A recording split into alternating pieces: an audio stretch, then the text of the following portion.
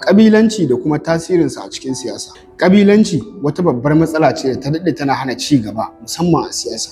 Yayin da mutane suke fifita ƙabila akan gaskiya, cancanta da kuma kishin ƙasa. Hakan kan jawo rashin haɗin kai da kuma rabuwar kai a tsakanin al'umma. Yau mutane ba sa zaɓar shugaba saboda nagarta ko irin manufa, sai dai saboda ya fito daga cikin ƙabilarsu. Wannan ɗabi'a ce take hana masu basira da nagarta samun dama. Tana kuma baiwa marasa cancanta iko. Idan kuwa aka ci gaba da haka, to siyasa za ta koma hanyar amfani da bambancin ƙabila wajen yaudarar jama'a maimakon kawo ci gaba. Ƙabilanci yana haddasa rashin zaman lafiya, ƙiyayya a tsakanin al'umma, da kuma son zuciya wajen rabon amfani, rage haɗin kan ƙasa da kuma durƙushewar gaskiya da adalci. Ƙasashen da suka ci gaba sun fi mayar da hankali kan ilimi, gaskiya da cancanta ba wai daga wace ƙabila yake ba. Amma idan mu kuma muka ci gaba da fifita ƙabila akan kishin ƙasa, to ci gaban da muke fata zai ci gaba da zama mafarki. Ya kamata musamman matasa su farka. Kada a dinga amfani da sunan ƙabila wajen raba kan jama'a. Mu fara tambayar cewa shin wannan ɗan siyasan zai amfani al'umma ba wai daga wace ƙabila yake ba. Idan har za mu haɗa kai mu fifita gaskiya, cancanta